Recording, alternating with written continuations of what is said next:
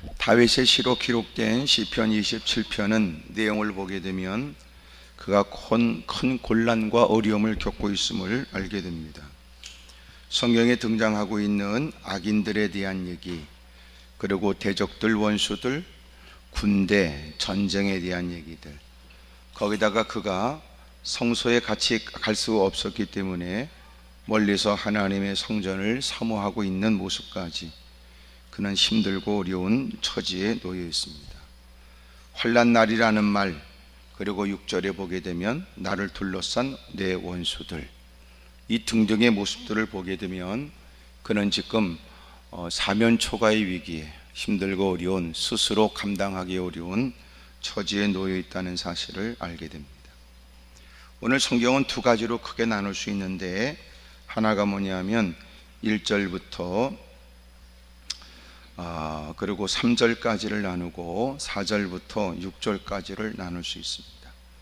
특별히 1절부터 3절까지 있는 내용은 그가 경험에 의한 신지식으로 인한 평안을 누리게 됐다는 거예요. 여러분, 경험으로 인해서 신지식을 터득한 그는 평안을 누리게 됐다, 그 말이에요. 이제 두 번을 얘기했는데 세 번 얘기하면 여러분이 알아듣지 않겠나 싶어요. 경험을 통해서 얻게 된 신지식으로 인한 평안이에요. 그러니까 이렇게 쭈그리고 앉아서 얻게 되는 지식이 아니고 일상에서 부딪히면서 극복하면서 그 하나님을 경험한, 그래서 얻게 된 그 지식이, 하나님에 대한 지식이 그 어렵고 힘든 환경에서도 그의 마음을 평안하게 했다. 쉽게 말하면 오늘 우리가 신앙생활을 적지 않게 오래 했는데 오늘 네가 만나는 그 꼬라지 때문에 네가 탄식하는 건 바르지 않다고 말이에요. 네가 그토록 예배를 드리고 그토록 하나님을 섬긴다고 하는 보낸 세월이 사실이라면 오늘 그일에 겪고 있는 일에 대한 여러분의 처신과 대처와 태도가 달라야 된다는 거예요. 너 지금까지 예배 왜 드렸냐는 거예요. 너 지금까지 네가 신앙생활 얼마나 거지같이 개떡같이 했으면 마치 하나님을 알지 못하는 사람이 그만한 일에 보이는 황당한 일에 대해서, 힘들고 어려운 일에 관해서 분노하고 원망하는 그들과는 달라야 되는 게 아니냐는 거죠. 이 아멘이 점점 적어 들어가는 것은 이제는 내 얘기 같다 이렇게 느끼는 겁니다. 그러니까 오늘 네가 무슨 문제를 만났느냐, 여러분은 그것 때문에 올라왔는데 주님은 뭐라고 그러시냐면 너 지금까지 뭐 했냐 이놈아 라고 묻는 거예요. 너 네가 지금까지 말했던 신앙은 뭐냐, 그 얘기예요. 그 사람의 신앙의 진짜와 가짜를 확인하는 건 예기치 못한 문제에 탁 부딪혔을 때 그동안 갖고 왔던, 그동안 주장했던, 그동안 힘써왔던 그의 신앙의 진위 여부가 확인이 되고 그 신앙의 진가가 드러나는 거예요. 평상시 믿음이 대빵 좋다는 너, 교회에서 장로 권자라고 집사라고 개폼 잡았던 너, 이만한 일에는 네가 그동안 받은 바 은혜가 남다르다고 자랑했던 네가 그 믿음에 관해서 그 믿음으로 대처해야 되고, 믿음으로 분석하고, 믿음으로 극복하고, 믿음으로 맞서야 되는 것 아니냐 그 말이에요. 네가 그렇게 누구보다 잘난 듯 떠버렸던 그 얘기는 뭐냐 그 말이에요. 그러니까 우리는 내 문제 때문에 다가왔는데 놀라운 건 주님은 너는 지금까지 갖고 있었던 믿음이 무엇이길래 올 이렇게 전혀 하나님을 알지 못하는 사람이 하나님께 넋두리 하는 기도를 못 벗어나고 무사람들이 하는 분노와 원망의 목소리밖에 없느냐. 너 집사라면서, 너 권사라면서, 장로라면서, 물론 목사도 예기치 못한 일을 만나면 당황스러울 수 있고 오랜 신앙 경력을 자랑하는 장로라도 권사라도 생각지 못한 위기의 일들, 사랑하는 이들을 통해 더 다가오는 일들, 전혀 예기치 못한 곤란스러운 일을 만나게 되면 어떻게 아무 일이 없는 것처럼 넘어가겠습니까? 근데 놀라운 건 그런 어려움을 딱 만났을 때 너는 그동안 갖고 왔던 그 신앙의 모습으로 그 일을 맞서고 대처하는 건 달라야지. 당황스러운 모습은 그에게 있지만 그는 곧 추술이 없다 뭐 이런다든지, 성질이 나고 화딱지나고 누구녁이 뒤집어지려고 하다가 다시 제자리로 돌아, 이런 건 있어야 될 거 아니야. 근데 홀랑 뒤집어지니까 문제지. 누가 봐도 그 사람이 흥분하는 건 이해가 됐지만, 그러나 본인은 그동안도 예배를 드리고 갖고 왔던 신앙으로 곧 이거는 아니다 싶어서 다시 그는 제자리로 돌아왔다, 이래야 되잖아요. 사람에게 갖고 있는 양심이라는 것도 있어서 양심의 가책이라는 것도 있어야지만, 양심도 없다면, 나이를 퍼먹어서 보낸 세월이 있다면 적어도 다른 사람에게 민폐를 끼치면 안 된다는 의식이라도, 그렇게 거들먹거렸던 인간이 나름대로 체면이라는 것도 있으니까 조심해야지 이러는 것도. 세월을 그만큼 보냈으면 사회성을 갖고 내가 설령 그렇다 할지라도 적절한 때가 아니니 적절한 때에 이 문제를 해결해야 되겠다 싶어서 무사람들에 대한 배려의 마음도 있어야 되는, 그게 예의고 인격일 텐데, 그 문제 만났다고 눈에 뵈는 것도 없이 못된 짓을 서슴없이 하는 건 그건 제정신이 아니죠. 세상에서도 제정신이 알고 미친 인간인데 어떻게 그를 신앙인이라고 말합니까? 이젠 드디어 이제 아멘이 싹 사라. 태풍 때문에 그렇습니다. 태풍 때문에. 네? 태풍 때문에.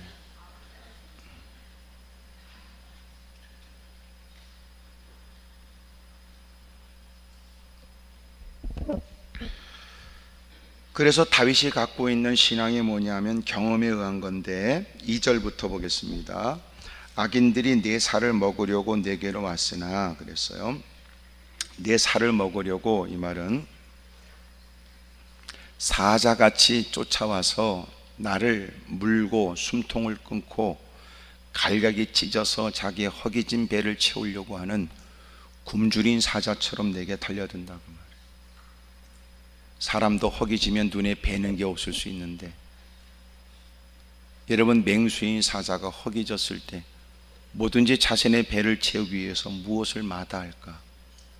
더더군다나 죽여야 될 상대로 생각하는 악인들의 생각에 의하면 우리들을 잡아먹는 일을 밥 먹듯 하려고 그러고, 도전하는 일들을 당연한 일로 생각하여 덤벼들어 이렇게 내 살을 먹으려고, 그리고 사자처럼 덤벼들어요.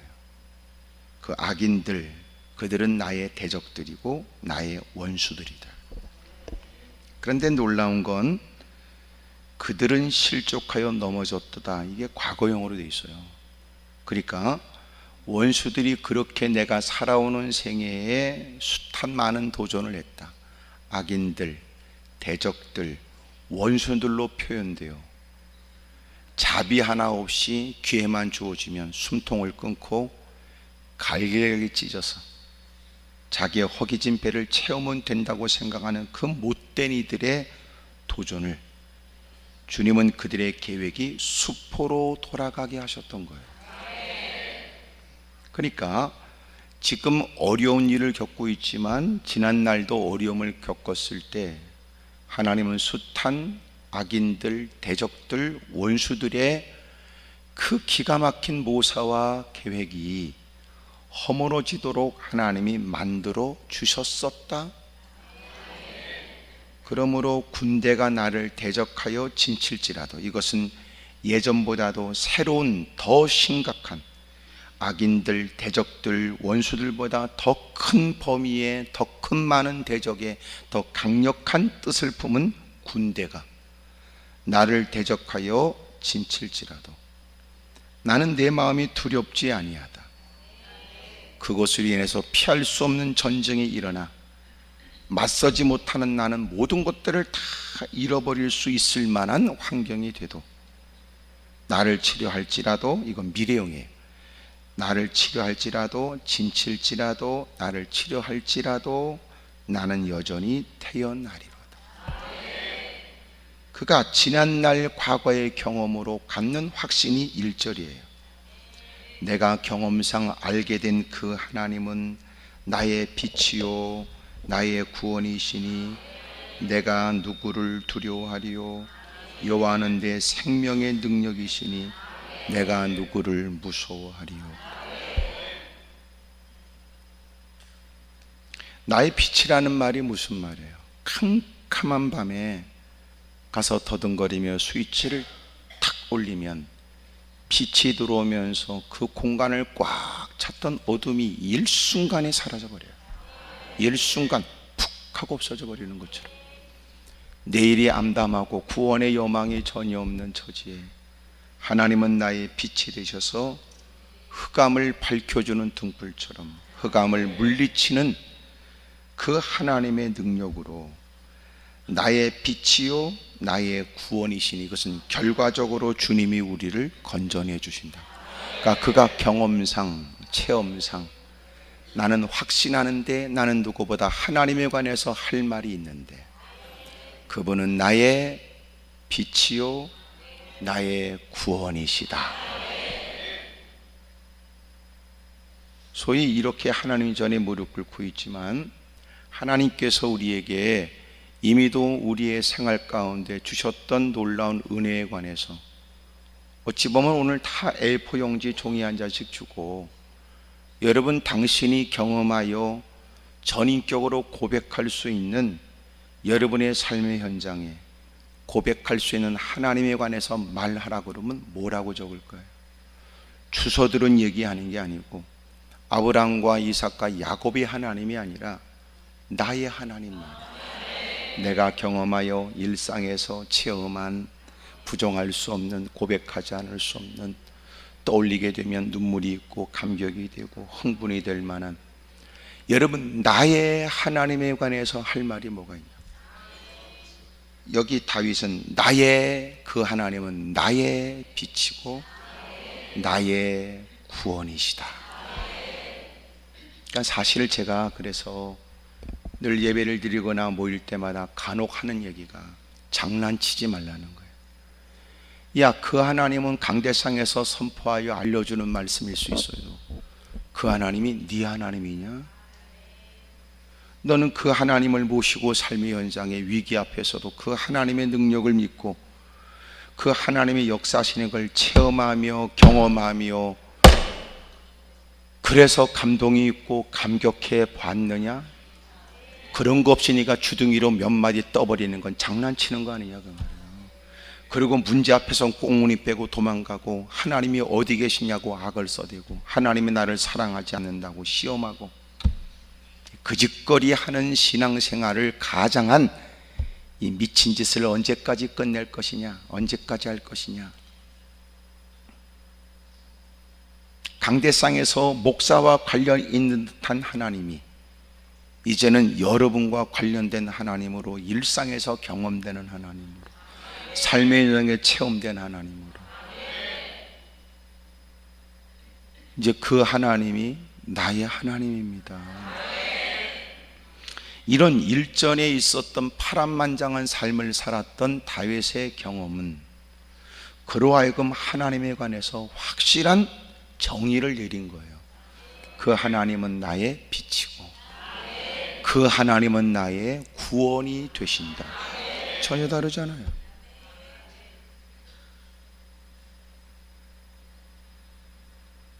그러니 그분의 하나님일 수는 있지만 나의 하나님이 아닐 수도 있어요. 사울이 왕이 되고 난 다음에 하나님의 사무엘에게 그에게 아말렉을 쳐서 그들을 멸하라고 하나님의 명령을 내렸을 때 그는 불순종해서 아말렉 왕 아각을 끌고 오고 그리고 살찐 짐승을 끌고 오거든요. 다 죽이라고 하는 하나님의 명령을 어기고 말이죠. 근데 그 사울이 그 사실을 감추고 있다가 하나님이 모르지 않으니 사무엘에게 알게 하셨고 가서 왜 당신은 하나님 말씀을 어겼느냐라고 그를 추궁할 때 그 사울 그놈의 새끼가 했던 말이 뭔지 아세요? 당신의 하나님을 위해서 제사하기 위해서 짐승을 끌고 왔다는 거예요. 웃기잖아요. 나쁜 놈의 새끼지. 왜? 그 하나님의 은혜로 인해서 이스라엘의 사사시대가 끝나고 백성들이 그토록 하나님께 경거망동된 모습으로 왕을 요구하는 일에 사무엘은 흥분했고, 그럼에도 불구하고 하나님은 그들이 원하는 대로 허용하여 왕의 제도에 의해서 첫 번째 왕이 된 게 사울 왕인데, 스스로도 자격이 없다고 그러고 구석에 처박혀서 여러분 겁을 먹고 난 그럴 자신이 없다고 말했던 거예요. 많은 사람들도 그가 어찌하여 우리에게 왕이 될 수 있냐고 사람들이 비판했던 인간을 하나님은 권위를 주어서 왕이 되게 하셨는데, 이제는 그놈의 새끼가 하는 얘기가 하나님이 자기의 하나님이 아니라 사무엘의 하나님이에요. 당신의 하나님을 위해서 내가 짐승을 끌고 왔으니 하나님의 말씀을 어기게 된 것은 당신의 하나님께 더 좋은 제사를 드리도록 예물을 끌고 온 거라고 변명했으니. 그러니 신앙생활하면서 우리에게 중요한 게 뭐냐면, 강대상에서 선포되는 그 하나님이 어느 때가 돼야 네 하나님이 될지, 주둥이로 내뱉는 하나님이 어느 때가 돼야 내 삶의 현장에서 내 삶을 살피시고 간섭하시는 내 전 인격으로 고백되는 하나님이 비로소 될 수 있을지. 일상에선 체면 때문에 하나님을 망각해버리고, 인간관계 때문에 하나님을 전혀 의식하지 못하고, 자기의 정욕에 눈이 멀어버리고, 자기의 탐욕에 여러분 제정신이 아닌 모습으로 살아가는 사람들, 어느 때가 돼야 나의 하나님이 되어져 그 하나님에 대한 의식과 그리고 그 하나님 말씀대로 살아야 된다는 마음을 갖고 살 수 있을런지, 어느 때가 돼야 우리가 떨리는 음성으로 헤아릴 수 없는 하나님의 사랑을 입은 사람으로 젖은 눈이 되어져 하나님은 나의 하나님이십니다 라고 하는 고백이 가능할 수 있을지. 이렇게 예배를 드리는 것도, 예배를 드리는 것도 성경의 하나님일 수는 있지만 나의 하나님은 아닌 사람도 많거든. 내 아내가 그토록 찾는 그 하나님, 나도 사연에 써왔으니 내 얘기 좀 들어주십시오, 그런 뜻일까? 믿음 좋은 아무개가 그렇게 가까이 하는 하나님, 그러나 말로만 들었던 하나님을 오늘 힘겹게 한번 찾아봅니다. 하나님이 내 소리에는 귀를 기울일 수 있는지, 이렇게.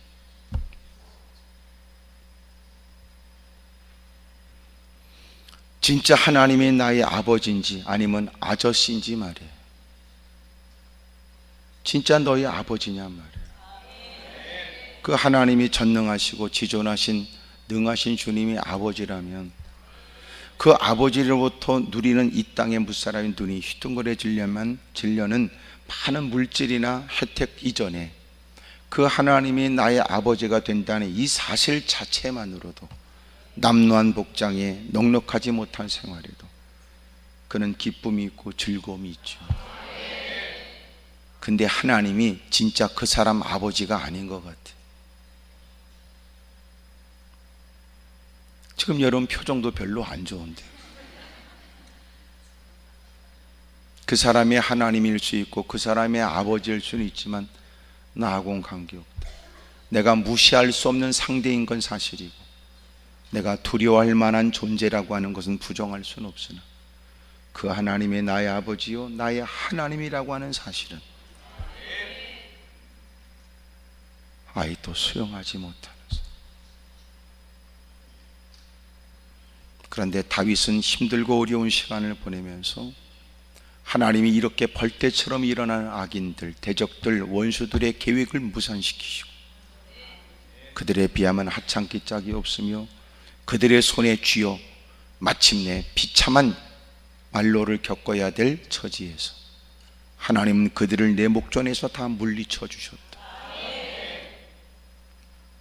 내가 경험한 하나님, 그 하나님은 나의 하나님으로 나의 빛이고 나의 구원이시다. 그래 내가 어떤 새로운 도전이 다가오고 지금보다 더 어렵고 힘든 상황이 된다 할지라도 나는 두려워하지 않을 것이다.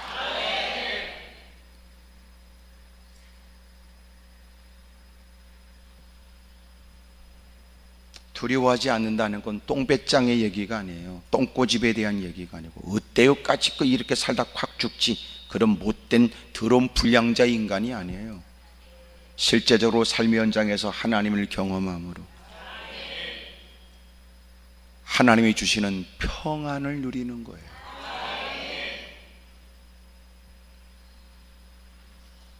여호와는 내 생명의 능력이시니, 이것은 하나님은 생명의 능력이라는 건 나를 그 위험으로부터 나를 지켜주시는 분이라는 거예요. 생명의 능력이 되시는 주님이 적이 나를 사망의 늪으로 밀어넣으려고 하지만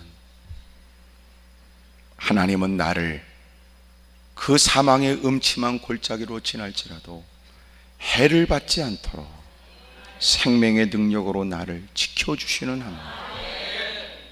봐라, 내가 지금까지 숱한 많은 역경을 겪었고 숱한 많은 대적들이 일어났으며 낯선 사람들이 또 나를 죽이겠다고 하며 가까운 사람들조차도 돌아서서 비수를 내 등에 꽂으려고 했으니 사방팔방은 다 악인들로 가득하지만 그가 그 위기와 어려움을 모면하면서 그는 또렷하고 확신에 차는 음성으로 하나님을 말하기를, 하나님은 나의 빛이고 하나님은 나의 구원이시고 그 하나님은 나의 생명의 능력이 되시니 내가 누구를 두려워하리요.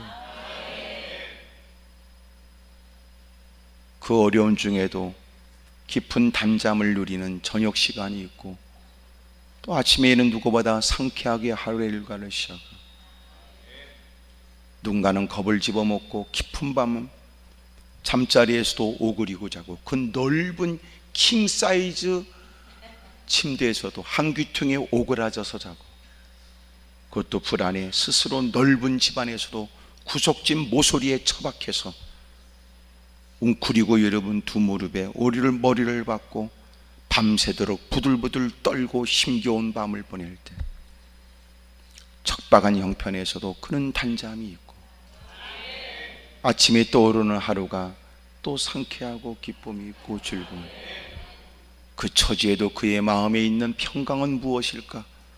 보니까 그것은 경험으로 인한 신지식에 의해 누리는 평안이에요.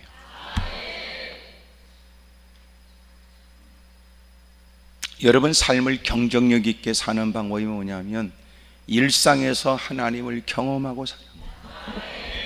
근데 불행한 일은 예배자리에 앉아서는 믿음 생활 잘하는 것처럼 부들부들 떨고 앉았지만 밖에 나가면 돈 몇 푼에 눈구녕 뒤집어지고 아무것도 아닌 일에 홀랑 뒤집어져 더럽고 추한 악한 짓을 하는 거거든. 그 현장에서 주님을 주장하고 그 현장에도 말씀대로 살려고 애쓰고 손해를 무릅쓰면서라도 주님 앞에 부끄럽게 살 수 없다고 하는 사람, 그런 중에 하나님이 그에게 베풀어 주시는 은혜가 체험되어지면 그는 더 믿음의 담력이 생기죠.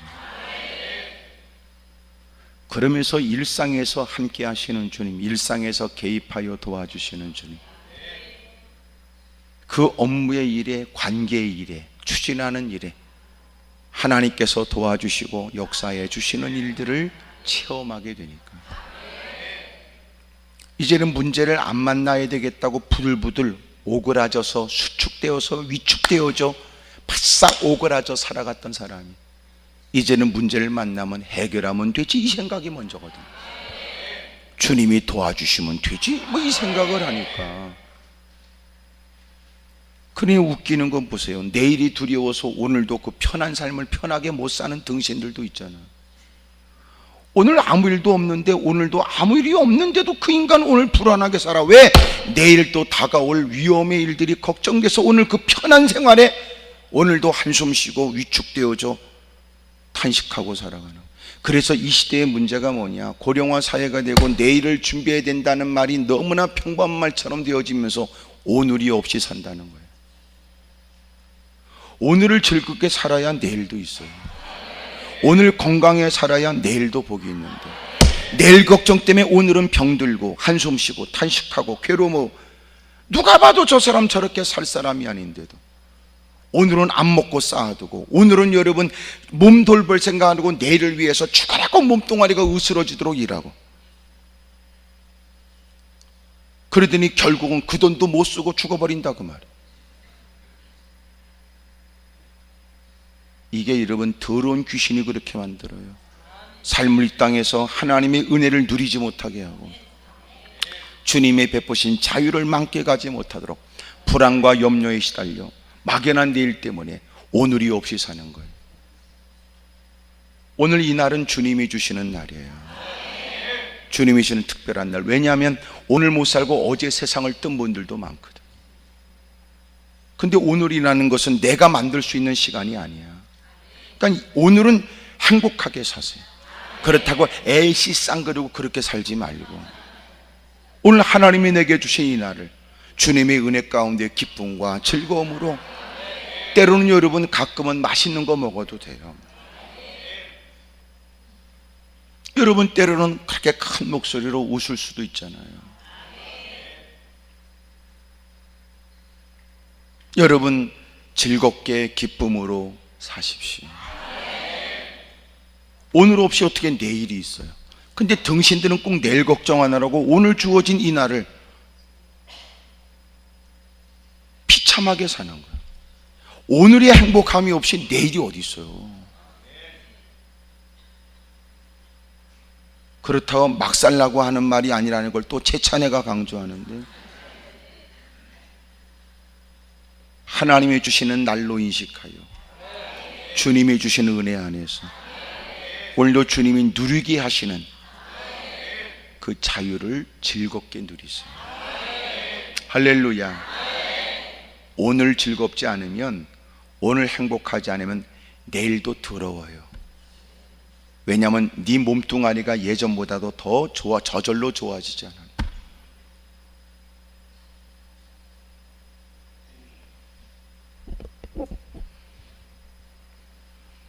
가끔 필요할 때 여러분이 신앙생활하면서 여러분 자신을 위해서 여러분 돈을 좀 써도 돼요. 큰 돈은 아니라도 괜찮아요. 그것을 주님이 돈을 당신에게 줬다는 의식을 갖고 쓰면 돼요. 10의 1조는 그것에 대한 고백이고, 하나님 수고에 관해서 주님이 합당한 열매를 받게 하셨으니 애쓴다여 누릴 수 있는 결실이 아니고 노력한다고 해서 얻게 되는 소득이 아닙니다. 태풍 한번 불어오면 과실이 있기 전에 떨어지고 상품으로 내놓을 수 없는 낙과가 되어버려요. 거센 태풍이 와서 폭우에 논도 여러분 자갈밭으로도 바꿔주기도 하는데, 내가 수고에 관해서 합당한 열매가 있고 노력에 대한 타당한 결실이 있는 건 하나님이 은혜입니다. 주님이 주는 은혜입니다. 이것이 하나님으로부터 주어진 은혜라는 걸 고백하는 게 10분의 1의 11조고, 나머지 10분의 9로도 넉넉히 살 수 있다는 믿음이고, 주어진 10분의 9 중에서도 하나님이 이제는 10분의 1만 냈으니까 나머지는 죄를 져도 그런 게 아니고, 그 모든 것이 하나님께로부터 왔다는 의식을 갖고 규모 있게 살아라, 그 말이에요.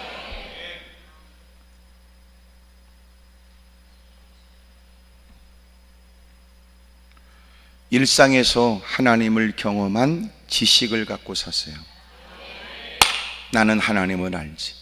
그 고비 속에서 주의 이름을 부르는 것은 누군가에게 볼 때는 나약한 자의 모습처럼 보여졌는지 모르나, 그들이 나를 볼 때 정작 기도하는 사람은 확신의 찬 음성으로 기도를 했고, 그리고 하나님은 그 일에 관해서 응답해 주신 아름다운 열매가 그로 하여금 더 신앙의 간땡이가 붙게 하는 거예요.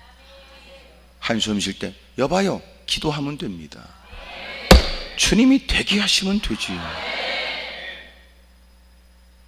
남들은 어찌해야 될까? 여러분 눈동자를 보면 좌우로 흔들려 거짓말을 했든지 불안하든지 염려가 되든지,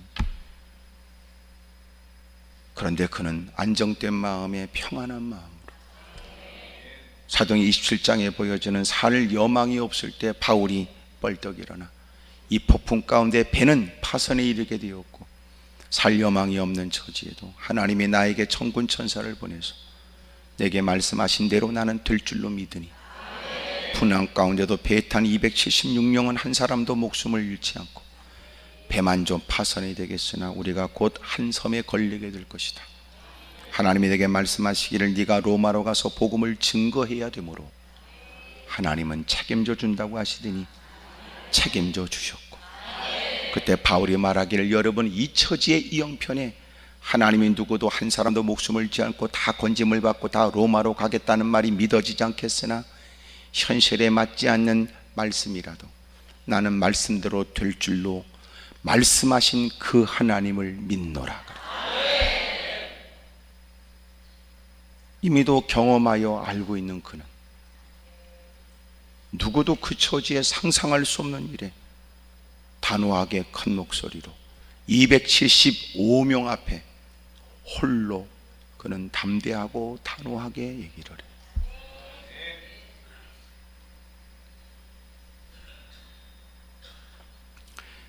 저와 여러분도 실제적으로 경험에 의한 신지식이 있길 바래요.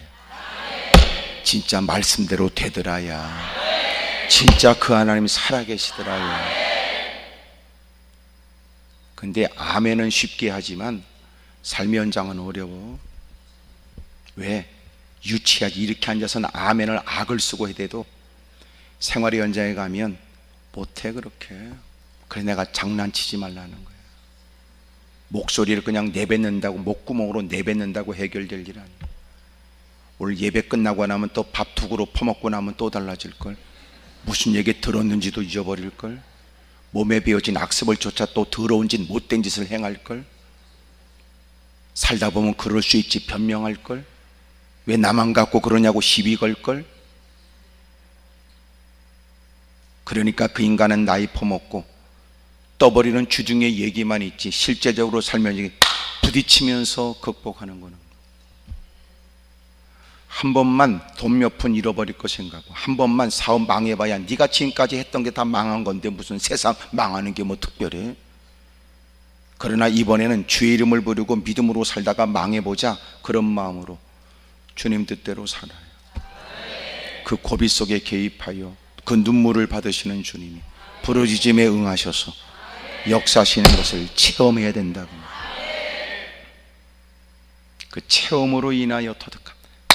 진짜 하나님은 응답하시더라. 그런 거.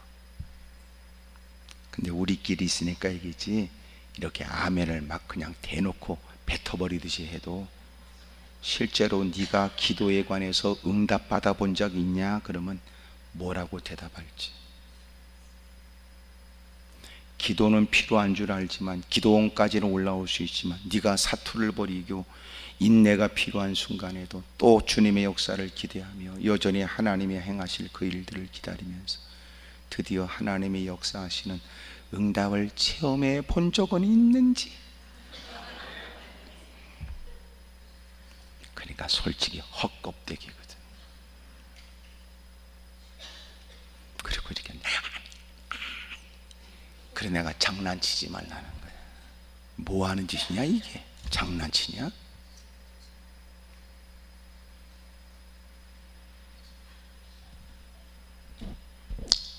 어떨 때는 그래서 아멘 이것보다는 주여, 그 말이 제 말씀입니다. 제가 엉터리입니다. 지난 날을 추궁하려고 하는 건 아니고, 오늘 이제라도 하나님의 이런 말씀을 듣고 여러분 겪고 있는 그 문제에 관해서 이번에 믿음으로 극복해 보세요. 믿음으로. 근데 이게 보장이 안 되는 거야. 또 잔머리 굴려서 대충 얼버무리고 또 넘어가려고 그러지.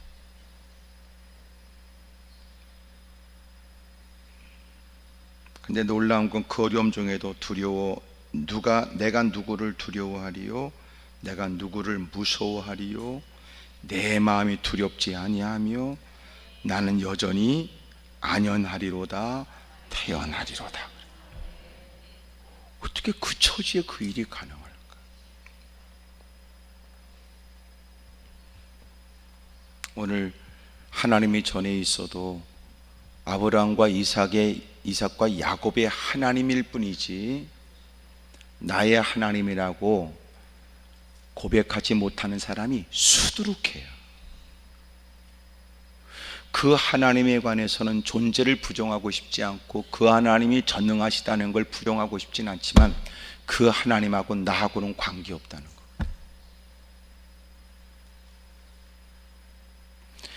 예배 시간에 감동적 얘기에 관해서 눈물을 흘릴 수 있고 좋은 멋진 예 앞에서 마음이 움찔할 수 있지만 그저 그것은 예배로 끝나버려요. 그러나 적어도 나의 하나님이라고 믿는 사람이 말씀을 듣는 중에 그 하나님에 대한 얘기는 그로 하여금 더 힘을 북돋아 주죠.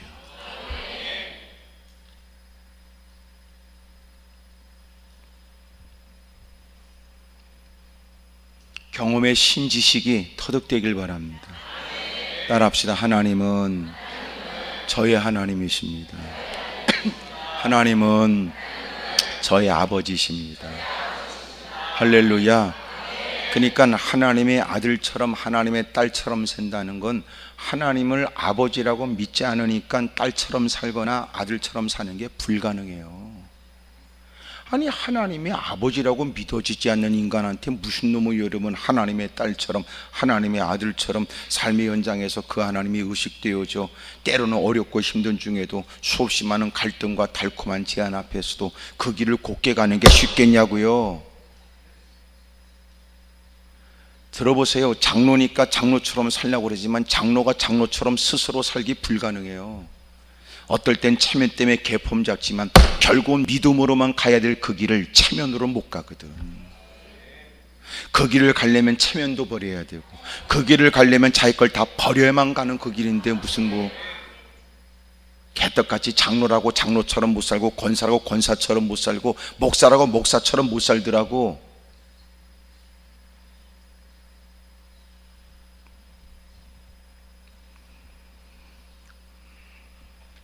대부분 이런 분위기처럼 이런 얘기를 별로 안 좋아하더라고요. 하여튼 네 팔뚝 굵다고 그래야 다 좋아하지 이런 얘기를 하면 또 그래도 나는 마음에 기대는 있어요. 그런 중에도 몇 사람이라도 깊은 깨달음에 할 말이 없어서 그냥 어떻게 될지 몰라 그런 반성과 결단이 있을 거라고 내가 몇 사람은 생각은 하지만 다는 아닌 것 같아. 내가 볼 때 이제 1절부터 3절까지가 이제 그렇다면 4절부터 6절까지 있는 내용은 예배의 은혜로 인한 소망이에요. 예배의 은혜로 인한 소망이에요. 내가 여호와께 바라는 한 가지 일 그것을 구하니, 이 구한다는 말이 무슨 말이냐면 지금 그가 과거로부터 늘 꾸준히 해왔던 기도였어요. 그런데 그가 내가 여호와께 바라는 한 가지 일 그것을 여전히 지금도 구하는데 곧 내가 내 평생에 여호와의 집에 살면서 여호와의 아름다움을 바라보며 그의 성전에서 사모하는 것이라.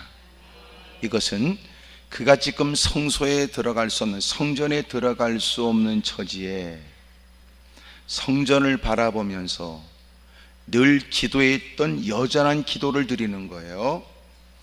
내가 내 평생에 여호와의 집에 살면서, 이 말은 그가 제사장이나 또 레위인처럼 그 성전에서 봉사하며 사는 거 아니에요. 잘 들어보세요. 여호와의 아름다움을 바라보면, 이 아름다움이 뭐냐면 하나님이 예배 가운데 주시는 주님의 은혜예요. 여호와의 아름다움을 바라며 그의 성전에서 사모하는 것이다. 우리끼리 있으니까 얘기지. 제사장이나 레위인처럼 성전에서 머물면서 하는 일이 그것이고 익숙하게 늘 날마다 힘써야 될 일이 성전 안에서 일이지만, 그런다고 해서 늘 하나님의 아름다운 일, 하나님의 은혜가 있는 건 아니야. 나는 여러분이 가만히 있으면 또 여러분들을 이해시킬 수 있어요. 교회에서 직분을 갖고 교회 이모저모 일들을 이전보다 더 관여하게 되는 나이와 위치와 그리고 직분이 되었을 때 교회에서는 열심히 분주하여 누구보다 열심히 있는 사람으로 보여지긴 하지만 그 사람이 은혜가 넘친다 이렇게 말할 수는 없어요. 우리끼리 있으니까 얘기지 누구보다도 열심히 일하면서 정작 그 인간이 아이씨 언제야 이거 끝나? 그럴 수 있다는 거죠.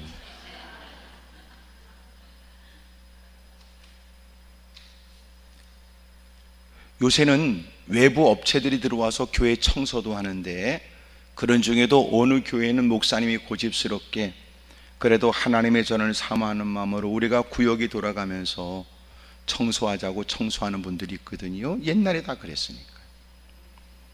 막 걸레를 잡고 닦다가 팍 던져. 아이씨 언제까지 이런 걸 해야 돼? 그럴 수 있다는 거예요. 근데 놀라운 건 그 인간은 그날 청소에 빠짐없이 나왔다는 것으로 체크되어져 누구보다 믿음에 대빵 있고 교회를 사랑하는 사람처럼 보여지지. 하지만 그 인간은 지금 은혜는 쥐뿔도 없는 거예요. 성전에서 계속 거하여 거주하여 살아가는 그 인간이 은혜 있는 거 아니에요. 소위 열심히 충성하고 봉사한다고 보여지는 직분자들이 은혜 있는 거 아니에요. 교육자들이 그냥 교육자로서 강단에 서거나 여러 가지 사역을 하는 여러분 목사나 강도사나 전도사나 누구라도 그 일 자체가 믿음이 있어야만 할 것 같은 그 자리에 있지만 그가 믿음이 있거나 은혜가 있는 것은 아니에요. 문제는 은혜가 있어 그 일을 감당해야 되는데 은혜 없이도 익숙해진 그 일을 은혜가 있는 것처럼 할 수도 있다는 거죠. 이 일은 교육자들에게만 있는 게 아니라 우리 모두도 마찬가지입니다. 다시 말하면 은혜는 날마다 사모하는 자에게 주님이 주시는 것이니 은혜 없이도 은혜 있는 것처럼 은혜 있는 사람만 할 수 있는 그 일을 사기치고 할 수 있다는 거예요. 그런 중에 성전을 가까이 할 수 없는 다윗은 날마다 기도하는 게 뭐냐면 성전을 사모하는 거야. 그 성전에 머물고 싶어하는 그의 마음은 예배를 드리면서 임재하여 세상의 왕으로서도 누릴 수 없는, 세상의 최고의 자리에서도 누릴 수 없는 만왕의 왕께서 그의 예배를 받으심에 대한 증거가 있고, 그 예배 가운데 하나님이 그에게 주신 신비한 하나님의 은혜가 그에게 있었던 겁니다. 뭘 먹어도 어떤 것도 하나님의 은혜와 비견될 수 없어요. 뭘 누려도 하나님이 내게 베풀어 준 은혜와 견질 수가 없는 거예요. 늘 그는 그 하나님의 은혜를 날마다 언제든지 그 예배의 그 은혜를 사모하고 사는 겁니다.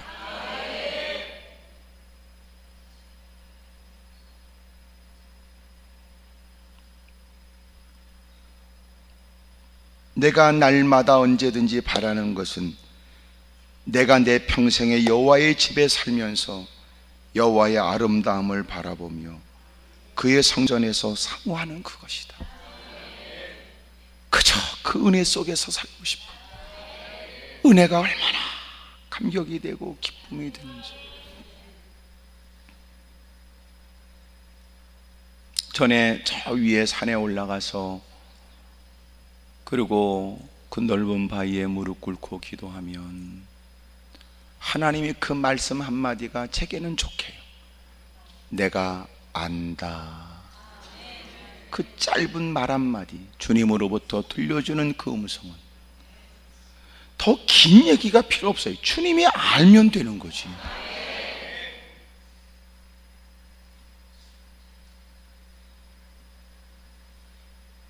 오늘 예배 가운데 임재하여 주님이 베푸신 그 은혜의 덮임, 여러분 그 은혜로 우리를 다 덮어주시는데, 그 신비하고 이르다 표현할 수 없는 그 하나님의 신비로움을 말로 표현할 수 있다면 그 은혜가 아닐 수 있겠다. 하나님이 허락하시는 신비한 그 은혜를 우리가 말로 표현할 수 없다면 그것은 하나님이 주는 은혜가 아닐 수도 있을 것이다. 말로 표현할 수 없는 그 신비한 하나님의 은혜, 날마다 그는 그것을 사모하고 있던 처지에 지금은 성전에 들어갈 수도 없는 형편이, 그는 날마다 그 은혜를 상기하며 그 은혜를 사모해요. 예배의 감격, 예배의 은혜를 아는 그 사람, 이토록 하나님과의 더 친밀한 교제를 사모하고 이토록 하나님의 은혜를 갈망하는 사람, 그가 마음 가운데 일어나는 소망이 있어요. 5절에 보니까 여호와께서 환난 날에 나를 그의 초막 속에 비밀히 지키시고, 주님이 그의 피난처가 되셔서 그를 비밀히 지키시고 그의 장막 은밀한 곳에 나를 숨기시며 지키시며 숨기시며 높은 바위 위에 두시리로다. 높은 바위 위에는 누구도 흔들 수 없는, 어떤 경우에도 요동함이 없는 견고하고 확실한, 안정된, 여러분 높은 바위 위에 두시리로다. 여러분, 사막의 산이라고 하는 것은 참으로 보장이 안 되지요. 그렇게 분명히 모래산이 쌓여 있는데 바람이 거세게 불면 그 높은 모래산이 옮겨지는데, 하나님은 그로 하여금 어떤 세상에서도 요동함이 없고 영향이 없도록 높은 바위 위에 그를 두시리로다. 여러분, 날마다 은혜를 사모하며 은혜를 경험하고 은혜를 또 기대하는 그에게 그의 마음 가운데 일어나는 확신, 소망이 뭐냐면, 그 하나님은 환난의 나를 그의 조막에서 비밀히 지키고 숨기고 나를 두시리로다.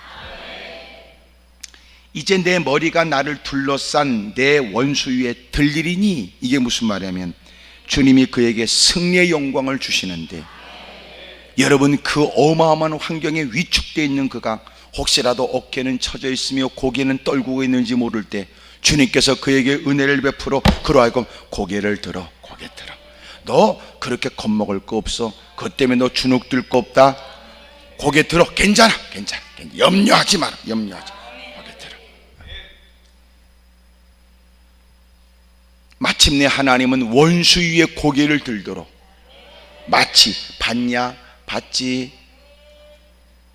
이놈들아, 내가 의지하고 내가 사모하는 그 하나님이 내게 이런 은혜를 줬어. 너희가 벌떼처럼 일어나 너희를 나를 단숨에 삼킬 듯한 기세로 다가왔으나 너희들의 계획은 무산되고 너희 눈에 보이지 않으나 나와 함께 하신 하나님이 다수의 사람들이 그것으로 얼마의 뜻을 이룰 수 있다고 거들먹거리는 예, 주님이 비웃으시고 주님의 일에 하나님은 내 머리를 들게 하신 바,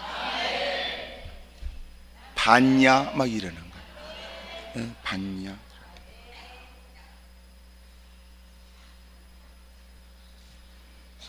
내가 그의 장막에서 즐거운 제사를 드리겠고 노래하며 여호와를 찬송하리로다.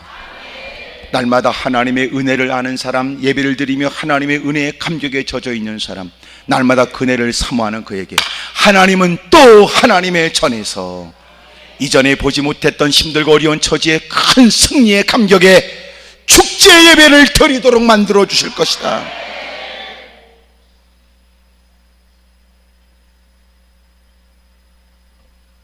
축제의 기쁨으로 제사를 드리며 찬송하도록 만들어 주실 것이다. 소망을 갖는 거예요. 오늘 본문의 내용은 경험의 신지식으로 인한 평안이고, 두 번째는 예배의 은혜의 기쁨으로 인한 소망이에요. 예배를 드릴 때마다 하나님이 함께 하셨고, 여러분, 그 신비한 은혜는 말로 다 표현할 수 없으며 높은 자리에 있다요 누릴 수 없는 것이며 많은 소유를 가졌다고 해서 경험할 수 없는 일을 하나님은 내게 은혜를 베풀어 날마다 그 은혜를 소망하는 사람, 하나님, 내가 좀 더 시간만 있다면 더 하나님과 더 깊은 교제의 시간을, 내가 여유가 있다면 하나님께서 더 많은 예배를, 내가 날마다 하나님의 은혜 속에 살고 싶어요. 하나님, 나는 하나님의 은혜를 사모하며 살고 싶어요. 그런 그에게 하나님은 기쁨의 축제 예배를 드리게 하실 것이니, 오늘도 멀리서 바라보는 성전을 찾아올 수 없는 사람, 멀리서 하나님의 은혜의 예배를 드리겠다고 힘쓰지만 열악한 환경에 찾아올 수 없는 그 사람, 그러나 하나님은 그런 그에게 그 사모하는 마음을 헤아리셔서 가로막는 대적들을 물리쳐 주시고 하나님의 전에서 마음껏 예배드리며 찬송하도록 하나님이 은혜를 주실 것이다, 그 말이에요.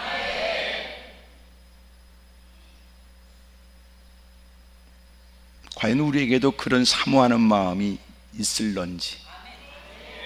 소위 예배는 드려도 마지못해 드리는 예배요, 버거운 예배요, 예배 드리면서 아이씨 오늘은 몇 시 끝날지 모르겠다 그 짓거리 하는 인간이요, 예배를 드리면서도 시계만 전 영방 보다가 아이고 나 빨리 가야 되는데 그 생각만 하고 있는 인간.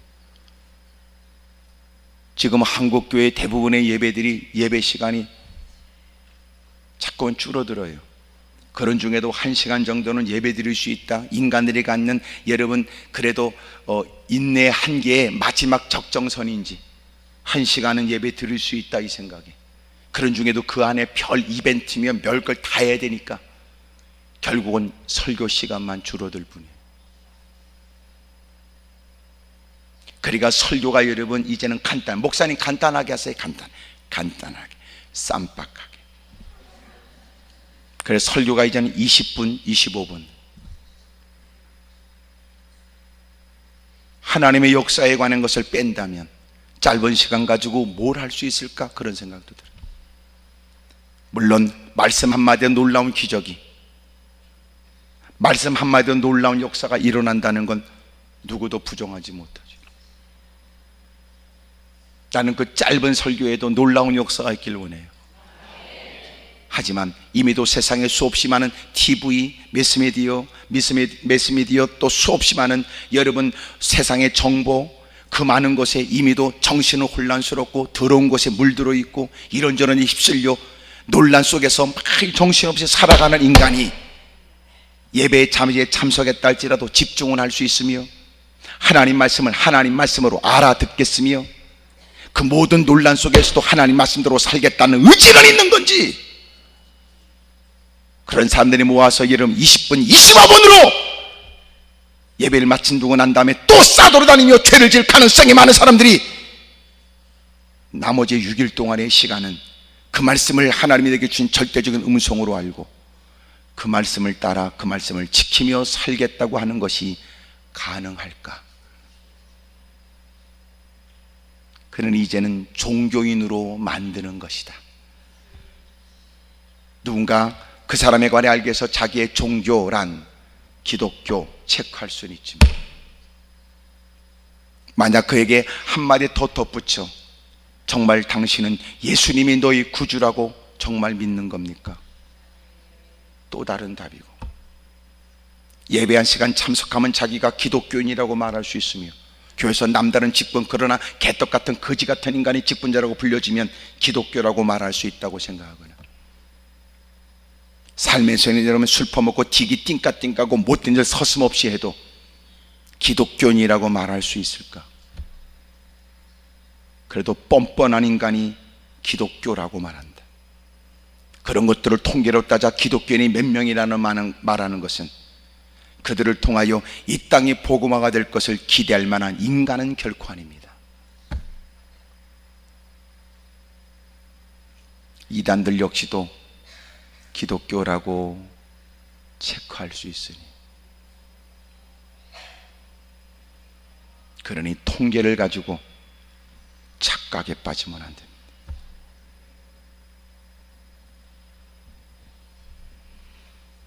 드리는 예배 가운데 그는 그 어느 때도 경험하지 못한 감격이 있나, 기쁨이 있나. 소위 예배를 마친 다음에 좀 더 잠깐만요. 저요 잠깐 이 자리에 그냥 있을 거예요. 그 예배 가운데 임재하여 그에게 베푸신 그 하나님의 은혜를 좀 더 그 안에 있고 싶어. 있고 싶어. 이런 말이 무슨 말인지는 이해는 하는지.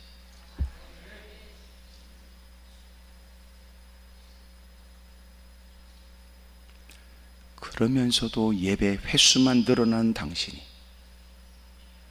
나는 누구보다도 열정적 신앙인이라고 말하면 안 됩니다. 언제나 중요한 일은 사역자는 반드시 사역자 이전에 그는 예배자가 되어야 돼요. 그러니까 예배자가 돼서 예배를 드리며 은혜를 받는 은혜자가 되고, 은혜를 받는 사람이 마음 가운데 어떻게 섬길까 헌신자가 되고, 헌신하겠다는 사람이 자기의 사역에 맞춰서 일을 해야 사역자가 되는 거예요. 가장 거꾸로 기분이 뭐예요? 예배자예요. 예배는 참석했으나 그는 진정한 예배자냐? 진정한 예배자로서 너는 그 가운데 은혜가 있어야 돼요. 은혜도 받지 못한 거지 깡깨 같은 인간이 네 따구가 장로권자 집사냐? 사기치지 말아라. 예배자, 은혜자, 그 마음 가운데 내가 받은 바 은혜를 어떻게 보답할까? 나는 어떻게 해야 주의 영광을 위해 살 수 있을까? 마음 가운데 자발적으로 일어나는 헌신의 마음. 그런 중에 하나님이 내가 지금까지 살아오면서 남달리 터득하고 배운 게 있으니 어렵고 힘든 사람들을 도우며 하나님의 영광 된 일에 관련되어져 헌신하겠다는 자기의 맡겨진 사명에 관련돼서 일을 해야 사역자가 되죠. 앞에서 찬송한다는 것들이 은혜는 쥐뿔도 없는 거지 깡깽이 같은 인간, 장난치지 말라는 거예요.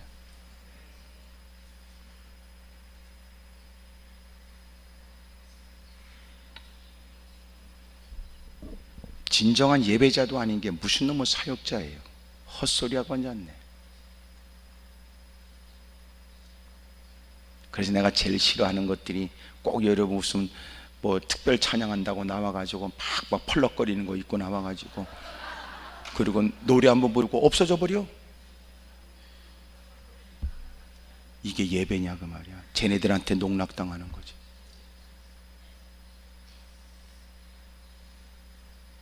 그렇게 하지 말아라. 너 찬양했어? 너도 예배드려. 예배드려. 근데 그런 것들이 예배 안 드려. 왜냐하면 빨리 다른 데 가서 또 한탕 더 뛰어야 되니까. 이게 예배입니까?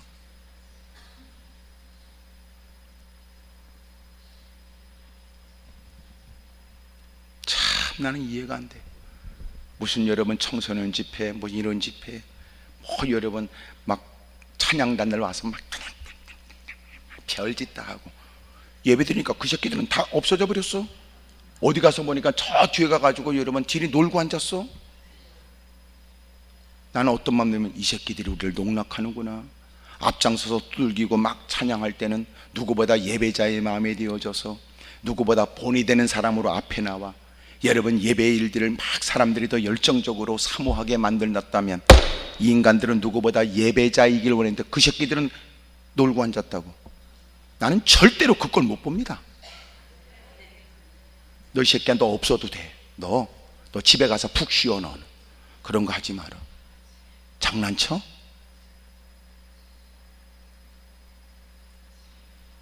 이런 장난치지 마세요. 에?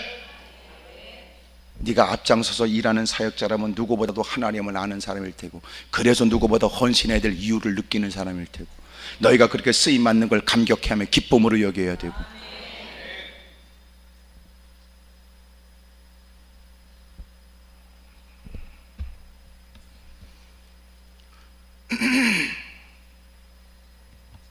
저는 그래서 찬양단들이 뭐 있다 그러면 찬양단은 죽으라고 하고 예배 똑같이 참석하고.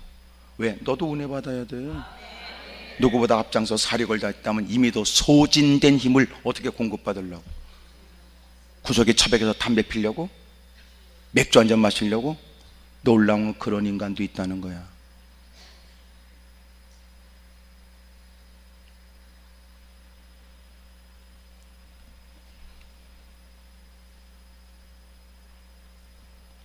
그래서 언제나 하나님의 일은 반드시 예배자여야 돼요. 크게 아멘 하십시다. 사역자든 사역자가 아니든 모든 사람이 다 예배 드려야 돼. 예배 드리고 은혜 받아 은혜자여야지. 은혜 못 받으면 예배 드릴 목적은 은혜 받기 위한 거야.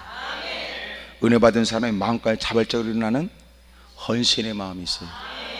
내가 어떻게 하면 주님께 영광을 돌릴까요? 받은 바 은혜를 따라 나는 뭐 할까요?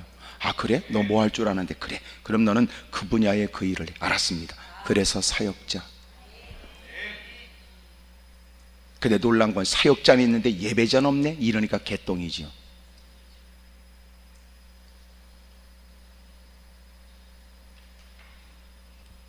더 놀란 건 사역자가 예배와 관련됐다면 사기꾼 되지.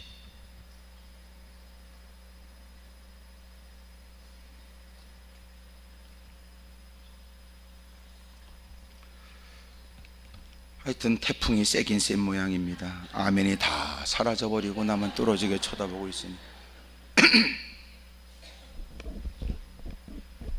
그러므로 혹시나 이 가운데도 교회에서 이 부분 저 부분 사역한다는 사람, 여러분 다른 사람을 뭐라고 말하면 괜히 부딪힐 수 있으니까 여러분이라도 잘하세요. 아멘입니까? 그래서 교회에서 여러분 안내위원, 헌금위원 이런 거 하다 보면 은혜 없어. 그 사람 그 끝날 때까지 은혜가 없어. 날마다 그 사람은 오늘 은혜를 받아야지 이 마음이 아니라 오늘 뭘 입어야 될지 이 생각이지. 은혜가 없다니까. 교회에서 여러분 사역자들은 은혜가 쥐뿔도 없어. 무슨 놈 은혜가 있어. 예배가 어떻게 진행되느냐 거기에 마음이 있는 거지 예배 가운데 임자여 주님의 은혜가 안 된다니까. 그러니까 사실은 예배가 그는 사역을 하고 사역하는 시간이 따로 있고 은혜 받는 시간이 따로 있어야 돼요. 근데 대부분 사역자들이 예배는 동참해도 참석한 사람은 은혜 받으러 왔지만 그 인간은 일하는 시간이거든. 그러니까 은혜가 안 되지요.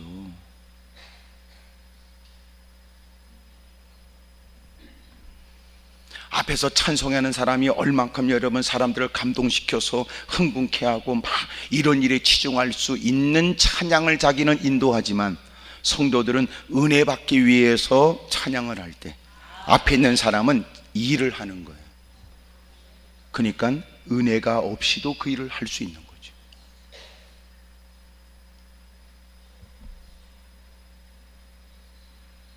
근데 놀라운 건 성도들은 앞에 나와 있는 사람이 다 은혜 있는 줄 알아요. 여러분의 귀뜸해 드리는데 오히려 그것들이 은혜가 쥐뿔도 없을 수도 있어요. 누가 들을까 봐 내가 조용하게 얘기하는 거예요.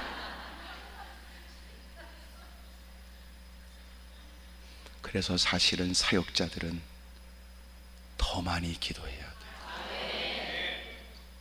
그리고 확인해야 돼요. 우리가 예배를 위해서 무슨 자격으로 우리가 예배를 주도하냐? 주도하는 건 주님이어야 되고 우리도 이 예배가 얼마나 귀중한지도 우리를 예배를 체험하여 은혜를 경험한 사람이어야 한다. 근데 그것을 놓쳐버리고 점점 그 일이 익숙해지면 은혜 없이도 그 일을 할 수 있다는 오만에 빠져요. 그리고 찾아오는 건 더러운 귀신밖에 없어. 그래서 대단한 일을 했다가 그 바닥에 곤두박질 치는 거예요.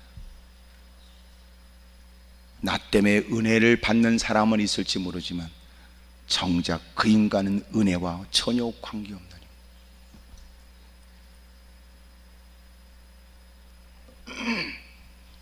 미국에 그런 일이 있었어요. 한때 미국에도 막 천막을 치고 막 교회가 막 부흥되고 너도 나도 모이는 천막 집회, 천막 부흥에 막 사람들이 몰려들었을 때 가짜 목사가 등장한 거야. 이 사람이 서로 피차 짜고 마치 그 모임에서 여러분 처음에 들어올 때 그런데 다 들어올 때 뭐 때문에 왔어요? 무슨 뭐 해서 다 적게 만든 거야. 그리고 목사한테 알려줘. 몇 번째 줄에 누가 어떤 문제 때문에 왔다는 거 알려주고, 그럼 마치 붕해를 하다가 탕둑을 해서 무슨 일 때문에 왔지요? 신비한 거죠. 근데 놀라운 건 어느 아이가 다리를 소아마비, 소위 이렇게 장애를 입었는데 그 소문을 듣고 이 아이도 참석했어요. 근데 놀라운 건 이 아이가 진짜 치료된 거예요. 왜 그랬을까요? 가짜 목사는 상상할 수 없는 일을, 그는 그저 하나님의 은혜를 사모했던 일에 주님이 그에게 믿음의 은혜를 줬던 거예요.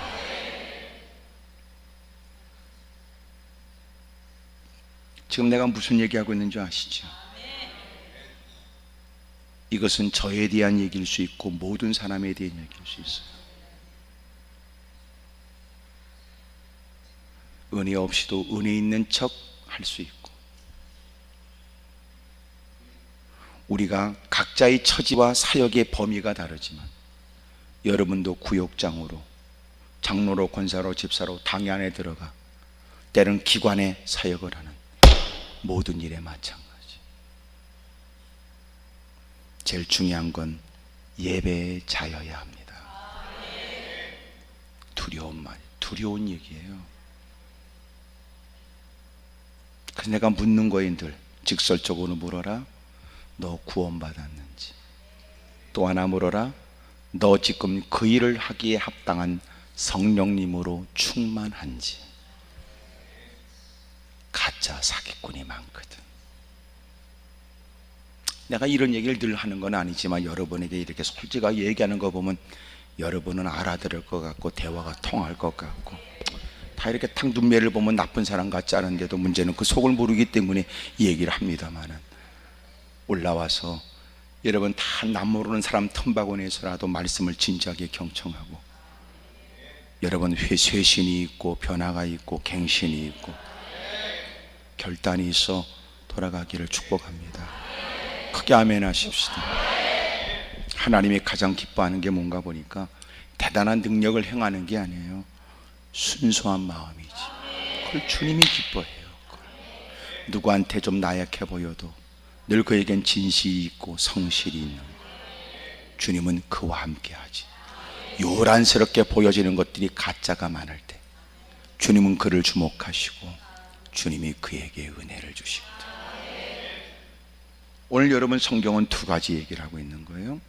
이미 과거의 경험으로 인한 평안이에요. 하나님에 대한 터득한 신지식이 그러하여금 그 어렵고 힘든 처지에도 두려움으로부터 자유하게 해요. 이미도 예배 가운데 하나님의 은혜를 누린 사람, 하나님의 은총을 경험한 사람, 그 하나님의 은혜를 흠모하고 주님과 더 많은 친밀한 그 하나님의 은혜를 사모하는 그에게 하나님은 마침내 하나님의 전에 들어와 큰 기쁨의 축제로 더 힘있게 하나님께 영광을 돌리도록 하나님이 만들어 주신다는 거예요.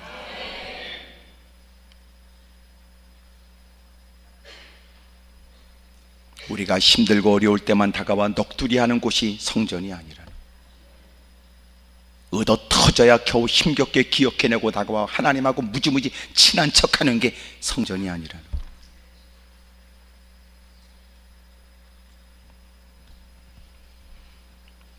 경험의 신지식으로 인한 평안, 그리고 예배의 그 은혜의 기쁨으로 인한 여러분 새로운 소망이 있기를 축복합니다. 기도하겠습니다. 무릎을 꿇지요. 두 손을 가슴에 얹겠습니다.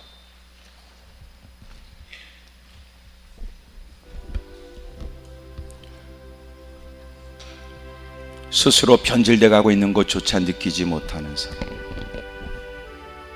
스스로 더 때묻고 얼룩져가는 자신을 전혀 의식하지 못하는 사람, 하나님 우리를 용서해 주십시오. 목사라도 장로라도 권사라도 여전히 세상에는 타락하거나 넘어질 일이 너무 많아요. 하나님이 저 날마다 하나님의 은혜 속에 있게 해 주십시오. 그리고 예배 가운데 하나님이 경험하게 하시는 평안함, 기쁨, 즐거움이 제게 있게 해주십시오. 하나님과 보내는 시간을 가장 복되게 여기는 사람, 하나님의 은혜에 대한 감격과 기쁨으로 날마다 흠모하며 살아가는 사람들, 하나님은 그가 더 멋진 예배 드릴 수 있도록 그 어렵고 힘든 처지에도 그에게 은혜를 베풀어 주신대요. 두 손을 높이 들겠습니다. 우리는 하나님을 어떻게 인식할까? 일상에서 경험된 그 하나님에 대한 신지식은 그 두려움 속에서도 마음의 평안이 있고, 하나님의 은혜를 맛보고 하나님의 은혜를 아는 그는 또 그저 하나님 바라보며 은혜를 사모할 뿐이다. 하나님은 그런 그에게 지금으로서는 상상하지 못한 축제 예배를 드릴 수 있도록 그를 도와주신다는 거예요. 우리 주님을 크게 세 번 부르고 통솔한 자리 기도합니다. 주여!